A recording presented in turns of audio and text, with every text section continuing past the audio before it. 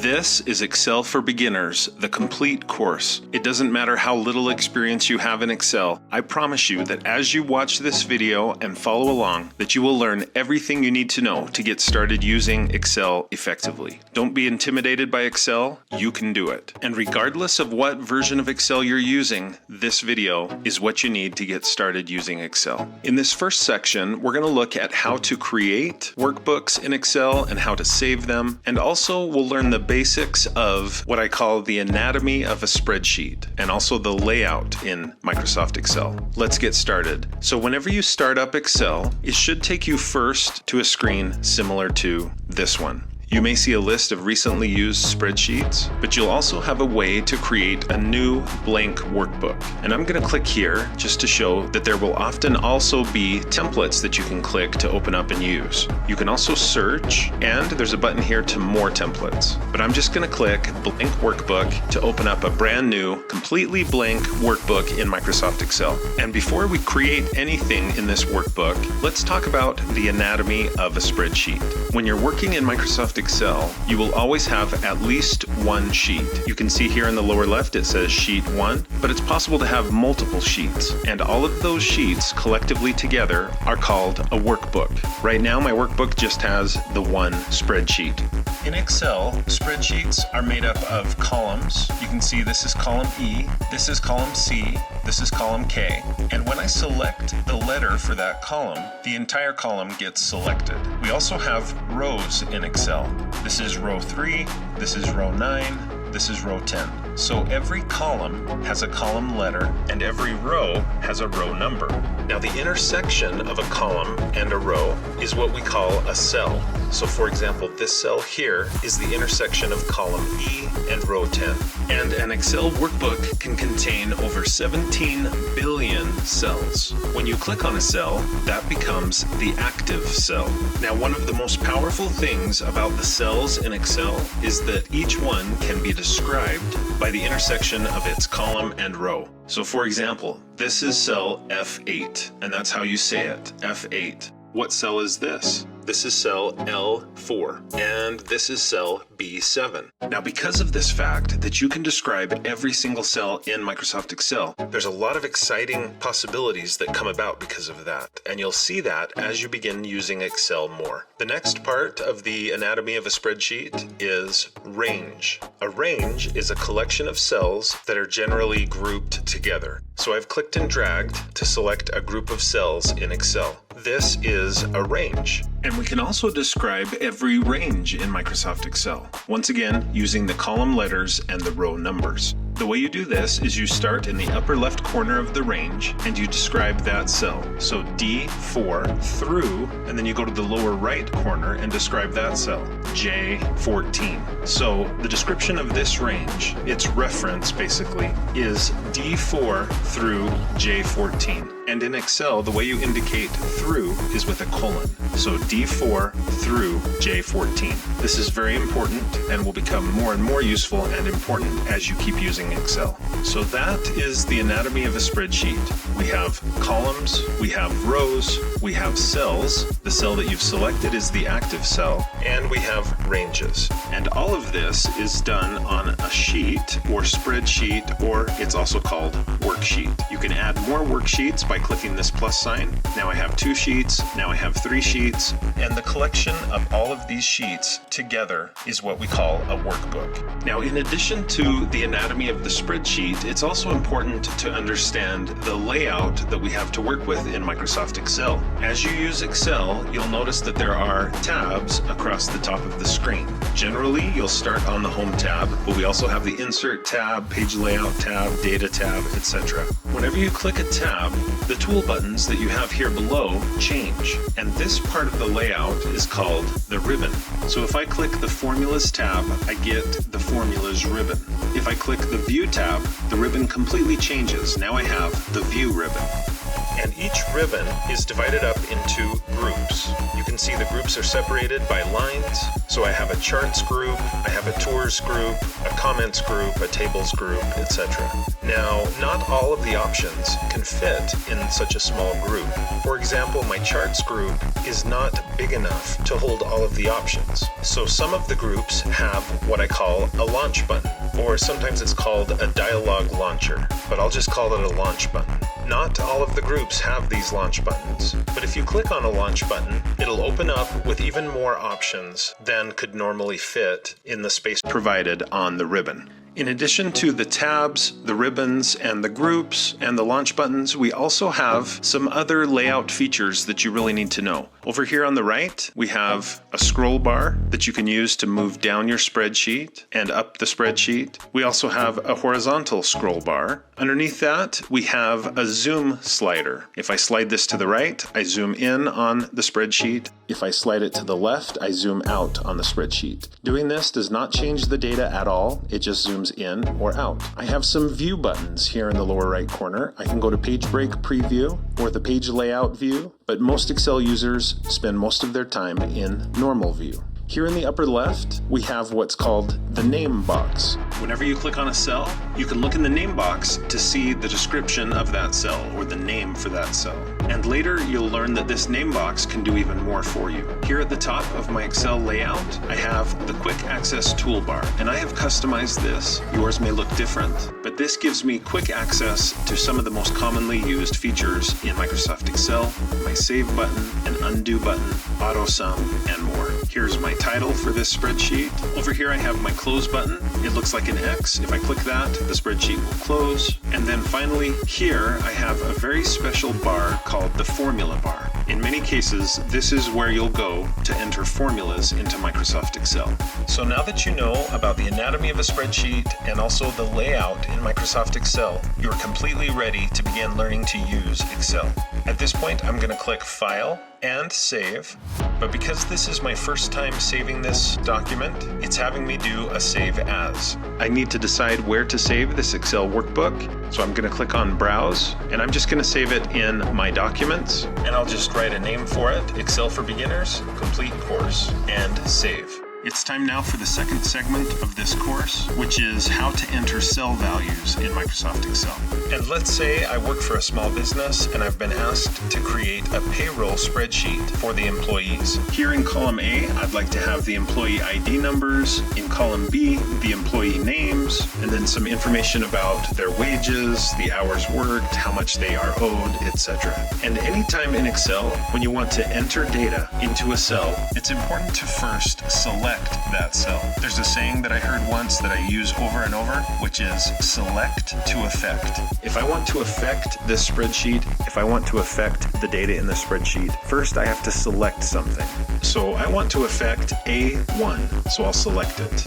Just by clicking on it once, I can now affect it by typing. So let's say the employee ID number for employee 1 is simply 1. I type the number 1 and that data appears in the cell, but it's not truly entered in the cell until I tap Enter or Return on the keyboard. Now the data is inside that cell. Notice when I tapped Enter, the active cell moved down 1, and that's great because that's where I want to type the next number: 2. Enter, 3, enter, 4, enter. And I could just continue to do this down the spreadsheet. But that is kind of a repetitive task, and Excel has a built-in feature to make it so it's not so repetitive. There's something called the fill handle, or the autofill handle in Microsoft Excel. And the way it works is that it's been set up to identify patterns, and then to extend those patterns. So I want to show Excel the pattern that is developing here. The pattern is adding 1 to the previous number. So 1, 2, 3, 4. The pattern is clear. I'm just adding 1. So if I click and drag to select that range, A1 through A4, the pattern should be clear. Now I'm going to zoom in a little bit so you can see this a little better. But if you look in the lower right corner of this range that I've selected, you'll see a little green square. That's what we call the autofill handle or the fill handle. If I put my mouse pointer directly on that little green square, notice that the mouse pointer becomes a black plus sign. Now if I click and hold the click, I can drag down the spreadsheet. I'm going to go all the way to 70. And then I can release the mouse button, and look what it does. Excel automatically extended the pattern that I showed it. Next, I'm going to click on cell B1 because I want to affect that cell. And I'll type the name of the first employee. And then I'll tap enter. And again, the active cell moves down the spreadsheet. I can type the next employee name. And I'm just going to use first names so that this goes faster. And the third name. Now you'll notice I misspelled one of the names. This is supposed to be James, not Jams. So this gives me the opportunity to teach you a very important concept in Microsoft Excel. And that is the difference between clicking on a cell and clicking in a cell. When you click on a cell once, the whole cell is selected. So if I click on Jams and I try to fix this so that it says James, the first letter I type will erase whatever the contents of that cell already is. So that's what happens when you click on a cell and type. It erases everything that's already there. Well, what if I've got 5 or 6 words in this cell and only one word is misspelled? I don't want to have to retype all of it. So instead of clicking on the cell, I'm going to double click on the cell, and that gets me inside the cell. Now you can see my flashing cursor, and I can use the arrow keys to move that cursor to exactly the right place, and then I can type and fix the misspelled word. Then I can tap enter on the keyboard, and that correction is entered into the cell. Now as you're entering data into Excel, every time you tap enter, the active cell should move down. But what if you need to move up? You can hold the shift key and tap enter, and that should move you up the spreadsheet. Give me a few seconds to finish entering names, and then I'll resume. Now that I've finished my list of names, I'm going to click here on cell B1 because I need to show you, in addition to moving down the spreadsheet by tapping enter and up the spreadsheet by using shift enter, you can move right and left by using the tab key. So if I tap tab, I move to the right. Now I'm on cell C1 and I can type in the hourly wage of Julia. If I need to move to the left, you can probably guess what keys I need to press. Shift tab moves me to the left. So enter is down, shift enter is up, tab is to the right, shift tab is to the left. So I'm going to tab over to cell D1 and I'll put in the number of hours Julia has worked in this month, 160. I'll tab over. The next thing we need to learn about entering cell values in Excel is how to clear and copy cell contents. So we've already looked at how to edit them by double clicking, but what if you just need to copy the contents of one cell to another cell? You can click on a cell or even a range if you prefer, and then hold the control key and tap C to copy. Now there are other ways to do this. You could go to the home tab and you could click this button here to copy the contents of cell C1 in this case. It's also possible to right click, copy, but in most cases, simply using control C to copy and control V to paste is going to be your fastest way to copy paste. So I could just keep pasting in the number 15 in each of these cells, but remember, we have a tool called the autofill handle, and it's great to avoid the repetitive entering of data. So now, with just cell C5 selected, what is the pattern that the autofill handle is going to see? The only pattern I'm showing it is one number. If I click on the autofill handle and pull down the spreadsheet all the way down to the bottom, it's going to extend that pattern of just the number 15, and it basically copies that same number all the way down the page. So that's a shortcut that we can use. But what if this number isn't accurate for all of these employees? Maybe Amelia is making more than $15 an hour. I could click on that cell and just overwrite it with another number, tap enter, and that's a very fast way to do it. But there are times when you need to not only delete the information that's there by either overwriting it or tapping the delete key or backspace key on the keyboard, but sometimes you need to completely clear everything that's in that cell. Not just the data, but maybe also the formatting and other information. You can do that a couple of different ways. One is to right-click on the cell and choose Clear Contents, but one of my favorite ways is to select the cell or range of cells, and then go up here to the Home tab. On the Home ribbon in the Editing group, we have this button. And if you click the arrow next to the button, you can clear all, or just clear the formats, contents, hyperlinks, etc. I'll click Clear All, and everything is completely wiped clean out of that range. I'll hold Control and tap Z to undo that, but it's important that you know know about that feature. Now, as I'm building this spreadsheet, I'm realizing it's going to be hard for me to remember exactly what each of these columns of data represents. 15 what, 16 what, 160 what. I should have put in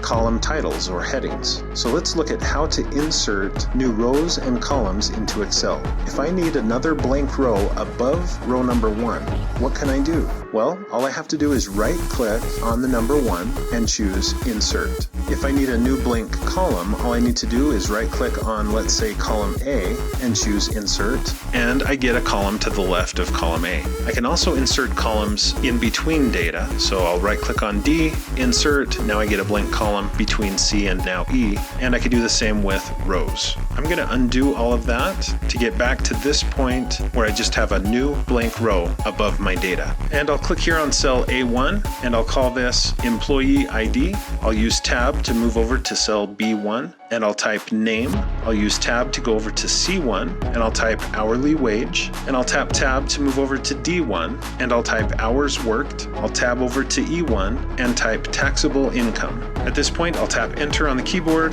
Now I understand a lot better what all of the data in these columns is about. Now you probably noticed that not all of my data in row number 1 actually fits inside the columns. For example, in C1, hourly wage doesn't really fit in the space I have provided for it. So let's look at how to fix that. I could click and hold the click between the letter C and the letter D, column C and D, and then I could drag that column to make it so the text fits. And I could do the same with column A, column D, column E. But let me show you a faster way. If I click and drag across from A all the way to E, actually clicking on the column letters, and then if I double click between any two of these column letters, let's say between B and C, I'll double click. What happens is all of the columns are resized to the perfect width so that the data that's inside those columns will fit. That looks a lot better. Now, as I'm entering data in Excel, from time to time, I may need a little help with that. For example, let's say that the standard hourly wage increases from $15 an hour to $15.50 an hour. How could I quickly update all of this information? One way to do that would be to use Find and Replace. So here in Excel, if I go to the Home tab on the Home ribbon, in the Editing group, you'll find Find and Select. You may see the text, or you may just have a magnifying glass. If you click on the arrow next to that, notice that there's an option for Find, and there's also Replace. I'm going to select Replace, and this lets me find what, let's say 15, and replace it with 15.5. And I'll select Replace All. All done. We made 70 replacements. I click OK and close. You'll notice that all of the 15s have been turned into 15.5. Now there is one problem with that. Notice Employee ID number 15, and so I can just update that manually. So that is a great time saver. If you want to keep your hands on the keyboard more, instead of using the mouse to go over here and click on Find and Replace, you could hold Control on the keyboard and tap H, and that brings up the Find and Replace option. Generally speaking, anytime you can keep your hands on the keyboard and not use the mouse, you'll be able to work more efficiently in Excel. One other trick for entering cell values and data into Microsoft Excel that you'll definitely want to know is how to use the autocorrect features. So if I go here to File and choose More, I can go to Options, and here in my Excel options, I could go down here to Proofing, and here you'll see autocorrect options. Change how Excel corrects and formats text as you type. If I click this button, it lets me adjust some of these settings. So for example, right now, if I type a day, it will automatically capitalize the first letter of that day. And there's some other settings here that you can change. But down here, you'll notice that there's a replace blank with blank. And there's already some examples here of common misspelled words and how they'll be automatically corrected. So let's say I need to type the name of my YouTube channel quite often. Instead of typing the beautiful name Technology for Teachers and Students over and over and over, what I could do is I could just type T4TAS, and then I'll tab over, and this will make it so that I can type T4TAS and it will automatically be replaced with the most descriptive and catchy name in the history of YouTube channels. I'll click Add, Click OK. Let's try it out. I'll click OK again. So now if I click on a cell and type T4TAS, tap enter, it's automatically auto-corrected to be the full name of my YouTube channel. I'm going to undo that, but definitely think about the autocorrect features in Microsoft Excel and adjust them to your advantage. I've now updated some of these hourly wages and I've put in all of the hours worked for each employee. One last thing I want to show you about entering values and managing the data that you put into Excel is I want to show you how to move the contents of cells. We've already looked at how to copy paste by clicking on a cell or range, Control C to copy, Control V to paste. You could also do a cut paste, Control X to cut, Control V to paste, and that essentially moves the data from one cell to another. But another way to do the same thing is just to click on a cell and then put your mouse on the very edge of that cell, any of the edges. You'll see that the mouse pointer becomes a cross with arrows coming out the ends. At that point, you can click and hold the click and then drag the contents of that cell anywhere you want it to go, and then release the mouse button. I'm going to undo that with Control Z. I just want you to see that you can do the same thing with a range. Now that I've selected the range, I go to the very edge of that range, click and hold the click, and then drag the data where I want it to be, release the mouse button, and the data has been moved. Again, Control Z to put it back. With that, we're now ready for the third segment of Excel for Beginners Complete Course. In this segment, we're going to focus on formulas. I would like to calculate the total taxable income for each employee. And for that, I need to multiply each employee's wage by how many hours they worked. So I could do that in my head, or I could use a calculator and then just put in the information here. But that is exactly one of the things that Excel does best. Excel is a spreadsheet tool, yes, but it's also a calculator. It has built in pretty much all of the calculator functions and operators that you would need. So here on cell E2, I'm going to create my first formula. In Excel, whenever you're creating a formula, you need to start by typing equals. When I first started using Excel, this was confusing to me until I thought about algebra. In my Algebra 1 class that I took, I remember learning about variables, and there would be formulas like x equals, and then it would be y plus 10 divided by 3 or whatever. That's basically what we're doing here. So whenever I type equals, before I type it, I think E2, and then I type equals.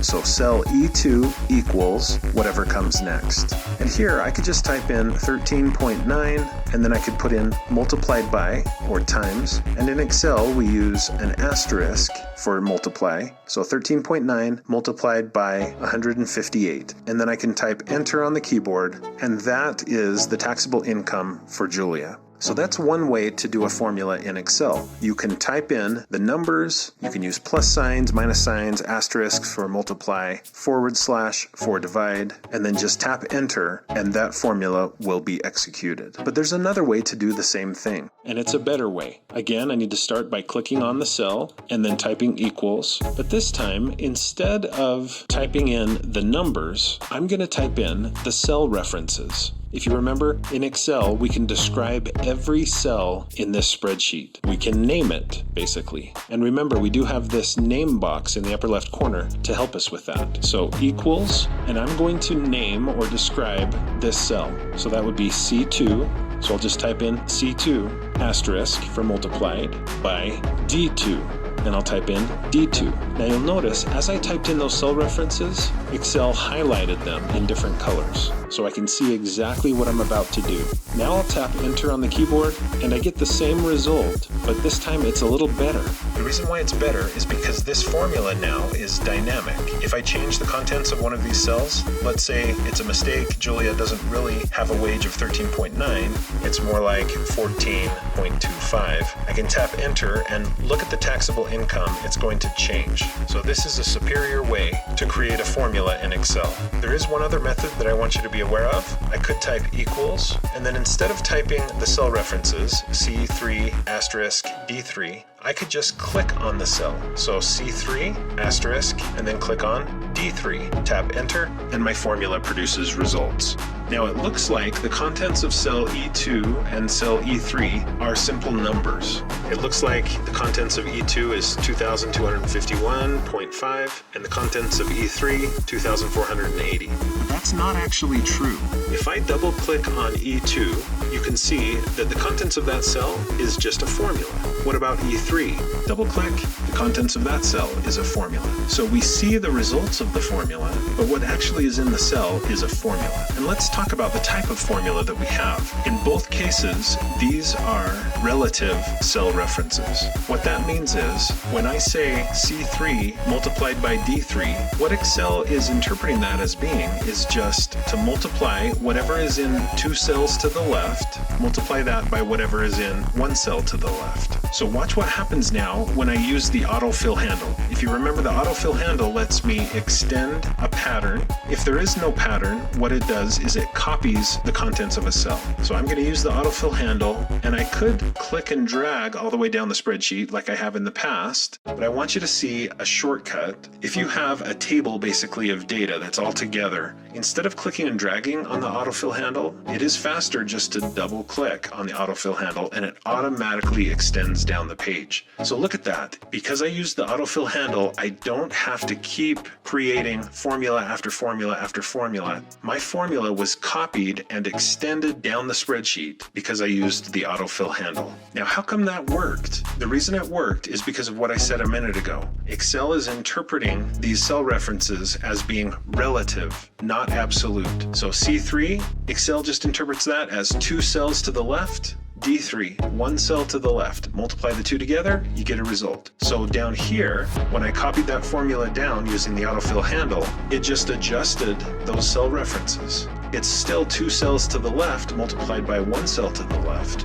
It's no longer bothering with C3 and D3. It's moved on to C4 times D4. What about down here? Double click, C7 multiplied by D7. The reason this works is because these are relative cell references.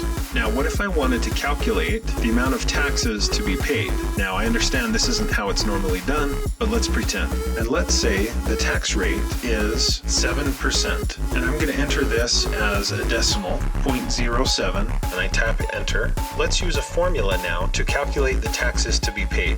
I'll click here on cell F2, and in my head, I'll say to myself, cell F2, and then I type equals the taxable income of Julia in this case, multiplied by the tax rate, H1.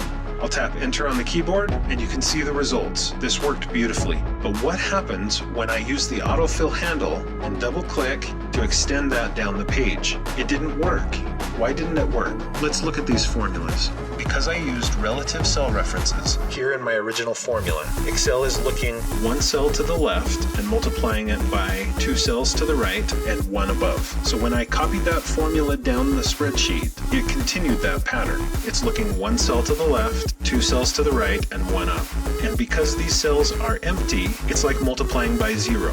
So I'm going to fix this formula by clicking on cell F2. And in Excel, anytime I want to extend a formula, work on a formula, what I like to do is click on a cell, and then instead of editing it here by double clicking on it and making some changes, it's easier and better in most cases to just select the cell and then go up here to what's called the formula bar. This is a safer, easier, better place to edit and work with your Excel formulas. So right now, these are relative cell references. I want to change the H1 reference to become an absolute cell reference. The way I do that is by putting a $sign in front of the H and a $sign in front of the 1, and then tap enter on the keyboard. And what those $signs do is they force Excel, whenever this formula is copied or used, to always refer exactly to column H and to row 1. So that part of the formula, no matter how far down the spreadsheet I copy it, it will remain fixed on cell H1. Let's try it now. I'll double click on the autofill handle. It copies down the page.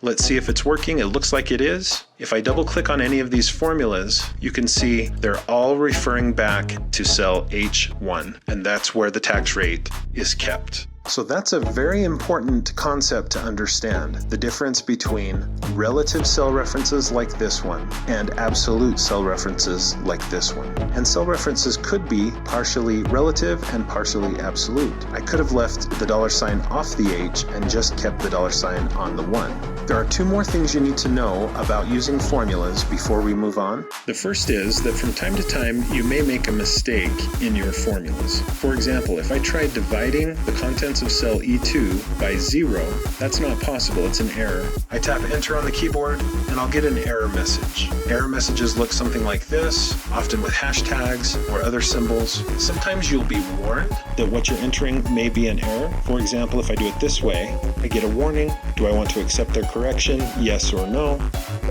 And so if you see things like this, that's okay. This is Excel trying to warn me that I've created something that is producing an error. And in most cases, I'll go to the formula bar to fix that error. And finally, it's important to know that you can change the name of a cell and also the name of a range. So for example, I could click here on F2 and drag all the way down the spreadsheet. And then I could go here to the name box and I could click and I could change the name that's in that box to be something like taxes owed. And I'm not going to put in any spaces there. I'll tap enter on the keyboard. And now that range has its own special name. If I forget what I named that range, I can always click here on this drop-down arrow and it tells me taxes owed. Now, why would that be important? You'll learn that later, but let me give you a quick preview. In my formula, instead of referring just to a cell, like E3, I could refer to a named cell or a named range. So I could type in taxes owed and then continue my formula. So taxes owed plus 1.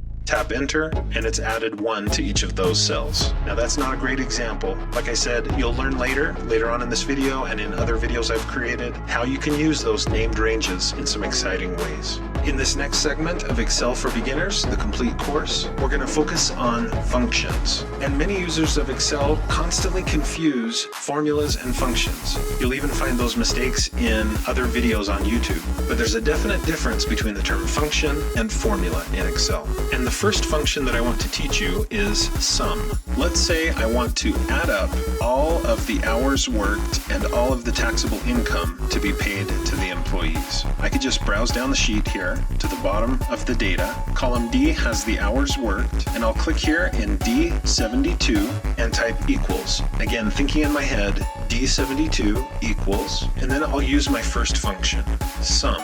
Now, as soon as I start typing a word in that cell, Microsoft Excel searches its database of functions and tries to find the function that I might be looking for. And there it is, it's sum. So Excel is suggesting to me that that might be the one to use. It tells me what it does. It adds all of the numbers in a range of cells. Perfect, that's exactly what I want. But it's possible that I might want this, sum if, or sum ifs, sum product. There's all of these different functions that deal with sums. And some of these are amazing. You definitely need to watch my other tutorials on sum if and sum ifs. Sum product is also great. But in this case, all I want to do is add up all the numbers in a range of cells. So equals sum, and when you use a function in Excel, after typing the function, you put in a left parenthesis. As soon as I do that, Excel gives me a pop-up with some suggestions. It's trying to help me and guide me in writing a good formula using this sum function. So Excel is expecting to have a number and then a comma and another number. So I could put in a number and then another number to be added together.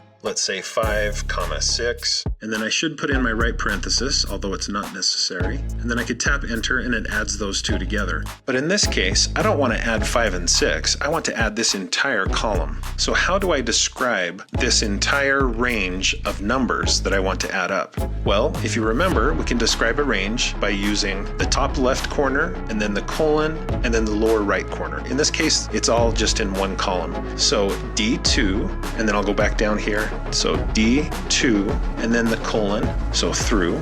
I want to sum D2 through D71. I should put in a right parenthesis, but I don't have to. I'll tap enter on the keyboard. There's the grand total hours worked by the employees. Let's look at another way to do the same thing. Instead of typing the cell references, I could just say this cell and type equals sum, left parenthesis, and then I could have clicked and dragged to select the entire range, all of the numbers that I want to add up, and then back down in my formula, I could have tapped enter and gotten the same results. Now, because the sum function is so common in Microsoft Excel, they've added what's called the auto sum function. So instead of even typing that formula at all, I can just select the cell beneath the data that I want to sum up, and then I simply go here to the Home tab, Home ribbon. In the editing group, this symbol stands for AutoSum. So I'll click that, and Excel automatically figured out what I want to add up, D2 through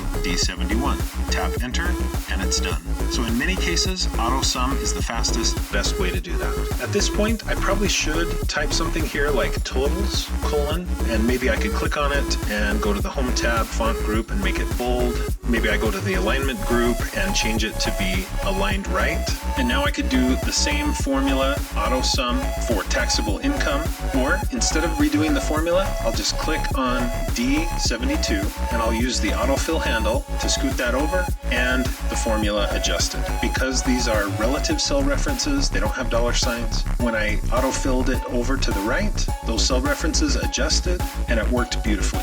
In addition to the sum function, there are some other functions that are pretty common and important. For example, we can calculate the average. Let's do that. With cell D73 selected, I'll type equals, this cell equals average, and you can see that I do get similar helps as I did with sum. Excel explains what this is. It also can tell me about these other average functions, but I'll stick with the generic average. Now that I've put in a function, I need to put the left parenthesis, and I'll put in my range, D2 through D71. Tap enter on the keyboard. There is the average number of hours worked by this group of employees in the last month. I can autofill that to the right, and there we have the average taxable income. Now, if you remember, we set up a named range for the data here in taxes to be paid. Let's look at how named ranges work with formulas and functions. So here on F72, I'm going to say to myself, F72 equals the sum of, and I'll put in a left parenthesis. It's looking for a number. I'm just going to type in taxes owed, and then I'll put in my right parenthesis. And notice Excel recognizes taxes owed. Oh, you want to add up all of the taxes owed. And Excel knows what that means because I named that range. So now when I tap enter, it just automatically sums up everything in the taxes owed range. I can do the same thing with average. So F72 equals average, left parenthesis, taxes owed. Tap enter, and it figures it out. Let's look at three other important and common functions in Microsoft Excel. We're going to calculate the highest hours worked, the lowest, and then also we're going to count the number of employees. So here I'll type highest, lowest, and number of employees. Okay, how am I going to figure this out? If I want to know what the highest amount of hours worked was out of all of these employees, and I also want to know the highest taxable income of all of these employees, there's got to be a good way to do that in Excel that's easier than just scanning and looking for the highest number. Fortunately, there is. There's a function called max. So in my head, I'll think D74 equals max, left parenthesis, and then I just need to describe the range of cells to look in. I want to find the highest number, the max number in this range, D2 through D71. I should put in my right parenthesis, but I don't have to. Tap enter, and the highest number of hours worked in this month by this group of employees is 208. I can autofill that over to the right, and I'll just go to both columns now to the right. Now we know the highest taxable income amount and the highest amount of taxes due. Let's do the same with lowest. I think to myself, cell D75 equals, instead of max, I'm going to put min. And you can see Excel's giving me hints, giving me suggestions. Min returns the smallest number in a set of values. It ignores logical values and text. So equals min, left parenthesis, D2 through D71. Tap enter, and there's the lowest amount of hours worked. I use the autofill handle to extend it over to these other columns of data. Our last common function that I'm going to show at this point in the video is count. I want to count the total number of employees. Now you might be saying, don't we already have that? Yes, we do. It's right here. But in some cases, you don't have that, or you want to count different parts of a spreadsheet. So it's important to know this. In my head, I think D76 is equal to count. And there are different types of counts. Count A, count if, count ifs. Definitely watch my other videos on those different functions. But for now, just count. And you can see what it does. It counts the number of cells in a range that contain numbers. So left parenthesis, once again, D2 through D71, right parenthesis, tap enter, and it counts up 70 different cells in that range that have numbers. If I wanted to, I could autofill this over, but it's just going to give me 70 again. So those are the 5 or 6 most commonly used functions in Microsoft Excel. If you want to learn more functions in Excel, check out my other videos. I have lots and lots of different functions that I show in those other tutorials, and there's more to come in the future. In this next segment, we're going to focus on how to modify the formatting in the spreadsheet, including how to format numbers and text. We'll also look at formatting cells, rows, and columns, and a couple of tricks that will help you do your formatting more effectively. We're going to format some of these numbers. Notice that it's hard to tell the difference between money, dollars in this case, taxable income, and just regular hours worked. They all just look like numbers. So let's change the formatting so it's obvious what we're dealing with. To do this, I'm going to click on column C. It's going to select the entire column. And then here on the Home tab, Home ribbon, in the number group, I can change the formatting. Right now it's just general formatting. That's the default. But if I click on this arrow, I can change this to be currency. Now you can clearly tell the difference between the data in column C and the data in column D. Now there are times when instead of using currency as the number format, you might want to use accounting. Let's look at the difference. When I click on accounting, I still get the dollar sign, I still get commas and decimals for the cents, but the dollar sign is separated from the numbers. I think it just makes it a little easier to see the numbers without getting confused by the dollar sign. So those are 2 different ways to indicate that we're dealing with money in these columns. Same with this one here. I'll switch that also to accounting. Now there are other number formats that you should look into, including dates and times, percentages, fractions, and more. Watch my other tutorials to learn more about the different number formats. What about text formats? I could just leave my text as general format, or I could go down here and select text. And in Excel, by default, when you have text entered in a cell, it will align to the left of the cell. So all of this text is aligned to the left. If Excel interprets what you type as numbers, generally speaking, it will align to the right in the cell. So you can see all of these numbers are aligned to the right, these names are aligned to the left. But you can change some of that if you want using the alignment options and also by changing the number or text formats. There are also some more formats. You can click here to see what those are. You can set up some custom formats. There's different time and date formats that are worth checking out. I'm going to cancel, and let's look at some other ways that we can format our data, and especially let's look at how to format columns and rows in Excel. Let's say I want to format this entire first row so that everything in that row is bolded. I think that's a good idea in this case because I'd really like to set apart that row so that people can tell it's not really part of the actual data. These are column titles or labels. So having selected row 1, I'm going to click on the Home tab, Home ribbon. In the font group, I'll just click on this bold symbol. Now that entire row is bolded. And if I were to go to, let's say, cell I1, and if I type something there, you can see that it comes in bold, formatted just like the rest of this row.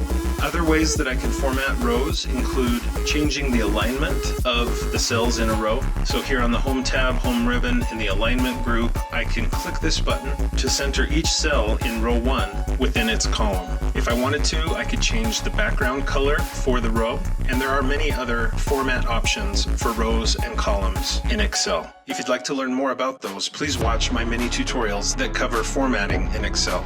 Next, I want to show you a shortcut you can use when you're trying to format columns, rows, cells, etc. in Microsoft Excel. Let's say you get a cell formatted just the way you want, and then later you decide you would like to also format other cells in exactly the same way. One trick that you can try is select the cell that has the formatting you want, and then go to the Home tab, Home ribbon, In the clipboard group, you can click this format painter. With that clicked, whatever you click on next will take on the same exact formatting as the active cell. So I'm going to click here on James. James is now centered and bolded.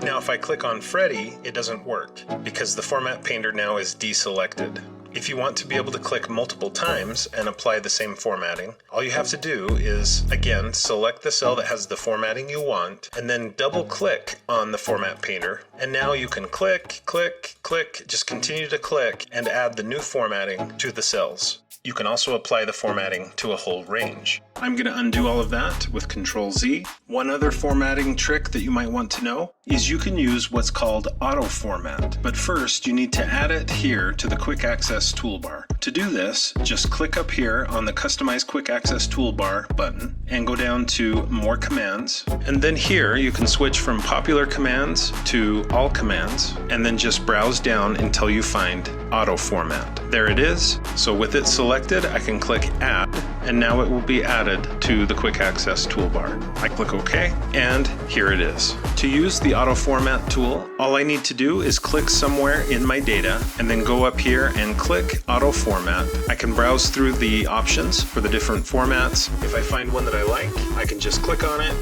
click OK, and that format is added to this spreadsheet. I'm going to undo that. So those are some of the most important and most common formatting options that we have in Microsoft Excel. In this next segment of Excel for Beginners, the complete course, we're going to look at how to create some basic charts. In Excel, there are a few different ways to create charts. Let's look at one of the very easiest. And to do this, the first thing I want to do is make sure I can see the important data. So I'm going to go down here to the zoom slider, and I'll click and slide that to the left, and then I'm going to click and drag to highlight the data that's important to me.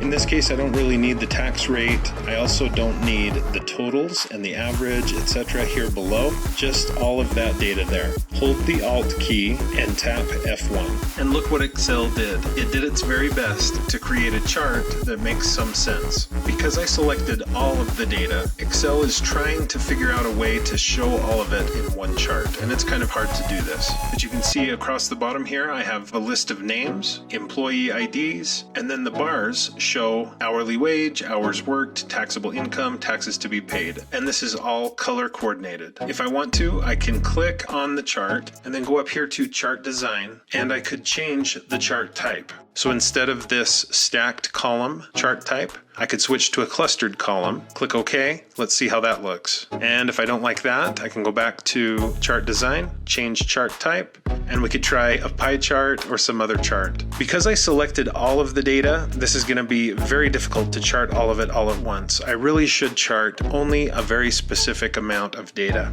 But I wanted you to see how to quickly add a chart based on the data in your sheet.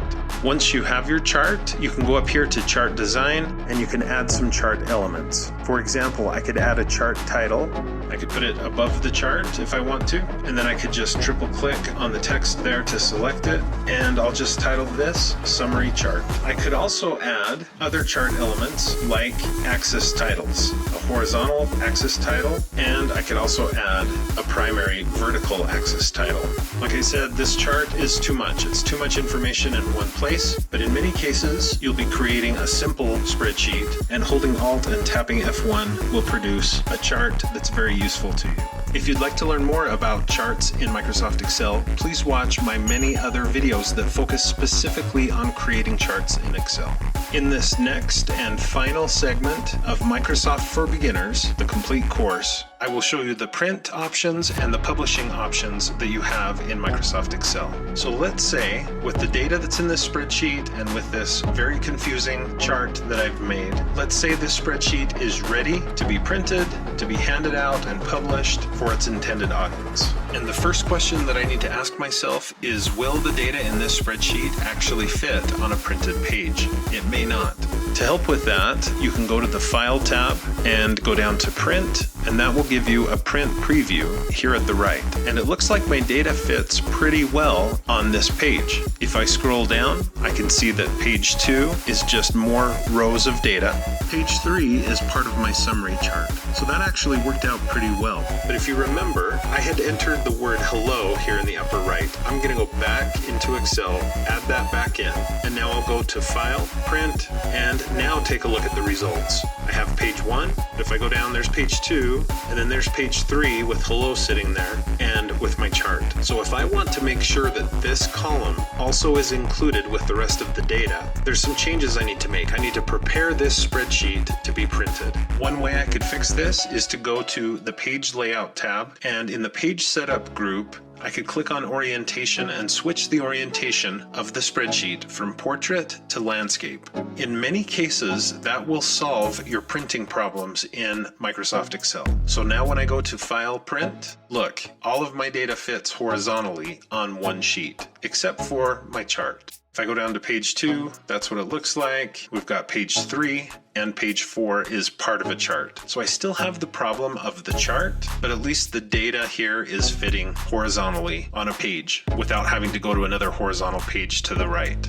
Another thing you can try when working with printing options in Microsoft Excel is you can go to the View tab and switch from normal workbook view to page break preview. When you click that, it will show you where your pages are. So this is page 1, page 2, page 3, and it gives you these blue dashed lines that you can click on and drag. So I want to try to move the page break to be here to the far right side beyond my crazy chart. Let's switch back now to the normal view, and I'll do File, Print, and let's take a look. I used to have 3 pages or 4 pages worth of data to print. Now look, I only have 2 pages. This is page 1, and the chart fits very nicely with the data. When I click this button to go to page 2, there's page 2. So this is the best print preview that I've seen so far.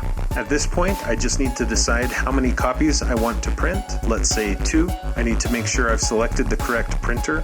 I don't actually have a printer set up, so it's going to print to PDF, but generally you would click here and select your actual printer from the list. There are some settings to think about. I could print only the active sheets, so sheets that I've been working on that are active, or you could print the entire workbook. The other option is to print a selection. So if I go back to the spreadsheet, I could click and drag, I could leave out employee ID maybe, and just get this selection, and then go to File, Print, and switch from Print Active Sheets to Print Selection, and that's what it will look like now. I think I'll go back to Print Active Sheets. If you want, you can choose to print only page 1, or if I had a longer spreadsheet, I could print pages 5 through 7, whatever you want to do there. You can adjust the orientation if you want, the page size, etc. There is a very interesting option here at the bottom, Custom Scaling. If you want, you can click on this, and you could choose Fit Sheet on one page. It will shrink the printout so it fits on one page. So I click that, and now the entire spreadsheet fits only on one page. So that is an option. Just keep in mind, if you have a lot of data, it's going to be tiny, it'll be hard to read. Okay, at this point, I'm going to click Print. Now remember, I have no printer, so it's going to be printing to a PDF. And this is a good option, whether you have a printer or not. If you want to turn what you see here into a PDF that you could email to people, you could publish it to the web, you could include it as an attachment in an email to someone, this is a really good option. So I'll click Print, and it asks me, where do I want to save this PDF? I'll save it to my Downloads folder, and I'll give it a file name and click Save. Now if I look in my Downloads folder, here it is. I can open it up, and I have this beautiful PDF that's tough to read. So those are the basics of printing documents in Microsoft Excel. And you can use the Save as PDF to publish your document to the web if you'd like. Other ways you can publish your document include clicking this Share button in the upper right. I might want to upload my document to OneDrive. Once I've done that, a copy of the document will be online, and I can easily share it and send it and publish it. If you want to learn about OneDrive, please watch one of my tutorials about Microsoft OneDrive. We also have the ability to attach this workbook as an Excel workbook or as a PDF, so those are some good share options. And then also here on the File tab, if I choose Save As, that's another way to save to OneDrive. But also, look what I can do. Here where it says Excel Workbook, I can click this arrow to change the kind of file that this is. I've been working in Excel, and this is an Excel workbook, but I could save it as another type of Excel workbook. For example, a macro-enabled workbook. You'll learn more about that as you watch more of my videos. You could also save your workbook as an HTML web page. which is an interesting option. You could save it as an Excel template. You could save it as a CSV file, which is a powerful option. And once again, we do have an option to save it as a PDF. So it's important to be aware of this drop-down and the ability that you have to save your finished workbook in other formats. So congratulations, at this point you have completed the Excel for Beginners complete course. At this point you have everything that you need to know to use Excel effectively. Yes, there's more that you could learn, but you have all of the basics that you need to be successful.